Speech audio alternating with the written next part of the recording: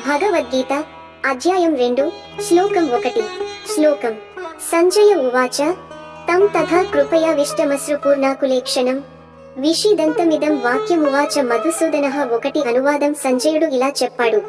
ఆ సమయంలో కృపతో నిండిన హృదయంతో కన్నీళ్లతో కళ్ళు మసకబారిన అర్జునుడు విచారంలో మునిగిపోయి ఉన్నాడు. అప్పుడు మధుసూదనుడు అయిన శ్రీకృష్ణుడు అతనితో ఈ మాటలు అన్నాడు. భావం ఈ శ్లోకంలో గాఢమైన భావోద్వేగంలో ఉన్న అర్జునుని స్థితిని మనం చూస్తాము. అర్జునుడు అనేక సంబంధ బంధాల మధ్య చిక్కుకొని యుద్ధభూమిలో మానసికంగా విరమించిపోయాడు. అతని కళ్ళు కన్నీళ్లతో నిండిపోయాయి. ఆయన ఆత్మవిషాదంతో ఉన్న సమయంలో శ్రీకృష్ణుడు మృదువుగా జ్ఞాన మార్గాన్ని ప్రారంభిస్తూ మాట్లాడటం మొదలు పెడతాడు.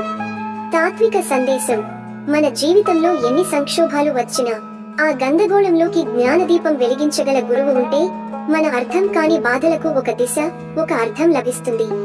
ఈ శ్లోకం అదే విషయాన్ని చెబుతోంది. ఇది సాంఖ్యయోగం యొక్క ప్రారంభ శ్లోకం. ఇది అర్జునుని గాఢ విచారానికి, కృష్ణుని జ్ఞానవాక్యాలకు మధ్య సన్నివేశాన్ని వివరించేది.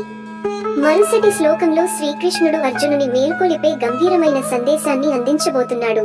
ఈ వీడియో మీకు నచ్చితే లైక్ చేయండి, షేర్ చేయండి, ఇంకా మా ఛానల్ ను సబ్స్క్రైబ్ చేయండి. జై శ్రీకృష్ణ.